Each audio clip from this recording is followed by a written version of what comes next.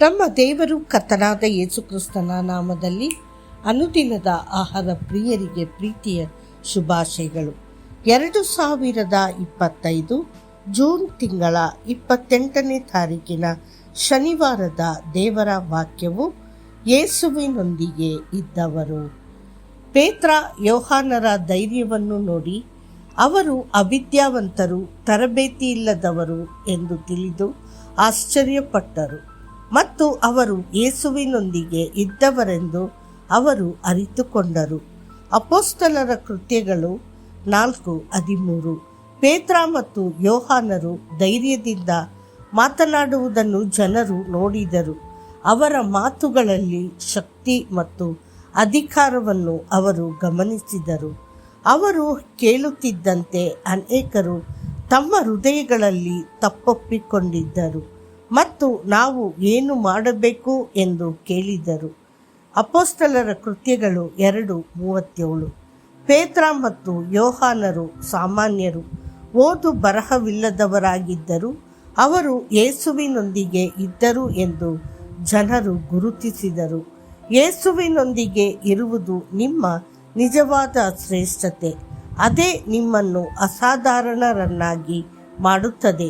ನೀವು ಬಡವರಾಗಿರಬಹುದು ಅಥವಾ ಅಜ್ಞಾನಿಗಳಾಗಿರಬಹುದು, ಆದರೆ ನೀವು ಯೇಸುವಿನೊಂದಿಗೆ ನಡೆದರೆ ನೀವು ವಿಶೇಷರು. ಮೋಶೆಯು ಕರ್ತನೊಂದಿಗೆ ಇದ್ದ ಕಾರಣ ಅವನ ಮುಖವು ಹೊಳೆಯುತ್ತಿದ್ದಂತೆ ನೀವು ದೇವರ ಸನ್ನಿಧಿಯಲ್ಲಿ ಸಮಯ ಕಳೆಯುವಾಗ ನಿಮ್ಮ ಜೀವನ ಮತ್ತು ಸೇವೆಯು ಹೊಳೆಯುತ್ತದೆ. ಕೆಲವೊಮ್ಮೆ ನಾವು ದೇವರ ಕೆಲವು ಸೇವಕರ ಉಪದೇಶದಲ್ಲಿರುವ ಶಕ್ತಿಯನ್ನು ನೋಡಿ ಆಶ್ಚರ್ಯಪಡುತ್ತೇವೆ. ನಾವು ಅದೇ ಚಿಹ್ನೆಗಳು ಮತ್ತು ಅದ್ಭುತಗಳನ್ನು ಮಾಡಲು ಹಾತೊರೆಯುತ್ತೇವೆ, ಆದರೆ ಅವರ ರಹಸ್ಯವು ಅವರ ಶಿಕ್ಷಣ ಅಥವಾ ಅವರ ಜ್ಞಾನದಲ್ಲಿಲ್ಲ. ಅದು ಯೇಸುವಿನೊಂದಿಗಿನ ಅವರ ಅನ್ಯೋನ್ಯತೆಯಲ್ಲಿದೆ. ನೀವು ಪ್ರಾರ್ಥನೆ, ಧ್ಯಾನ ಮತ್ತು ಮಧ್ಯಸ್ಥಿಕೆಯಲ್ಲಿ ಆತನೊಂದಿಗೆ ಹೆಚ್ಚು ಸಮಯ ಕಳೆದರೆ ಕರ್ತನು ನಿಮ್ಮನ್ನು ಶಕ್ತಿಯುತವಾಗಿ ಬಳಸುತ್ತಾನೆ. ಆತನು ನಿಮ್ಮನ್ನು ತನ್ನ ಮಹಿಮೆಗಾಗಿ ಬೆಂಕಿಯ ಜ್ವಾಲೆಯನ್ನಾಗಿ ಮಾಡುತ್ತಾನೆ.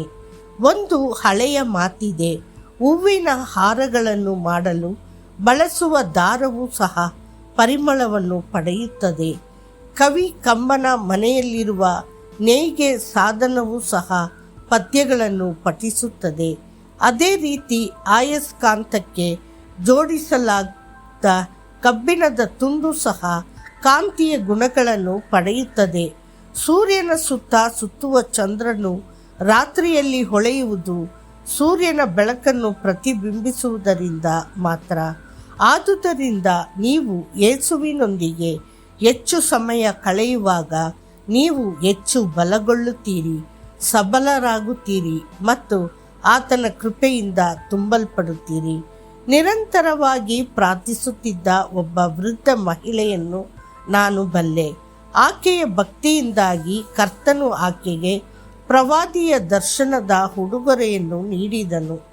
ಆಕೆ ಅಶಿಕ್ಷಿತಳಾಗಿದ್ದರೂ ಹಲವು ಉನ್ನತ ಅಧಿಕಾರಿಗಳು, ವಕೀಲರು ಮತ್ತು ಉದ್ಯಮಿಗಳನ್ನು ಕ್ರಿಸ್ತನ ಬಳಿಗೆ ಕರೆದೊಯ್ದಳು.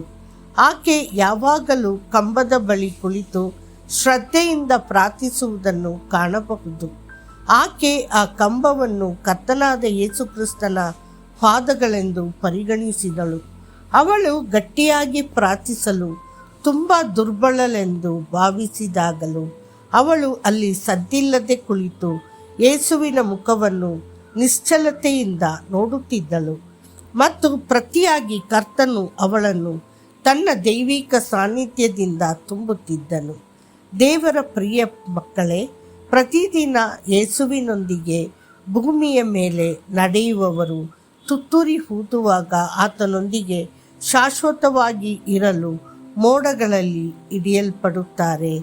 ಮತ್ತಷ್ಟು ಹೆಚ್ಚಿನ ಧ್ಯಾನಕ್ಕಾಗಿ ಆತನೊಂದಿಗೆ ಇರುವವರು ಕರೆಯಲ್ಪಟ್ಟವರು, ಆರಿಸಿಕೊಳ್ಳಲ್ಪಟ್ಟವರು ಮತ್ತು ನಂಬಿಗಸ್ತರು. ಪ್ರಕಟಣೆ 17:14.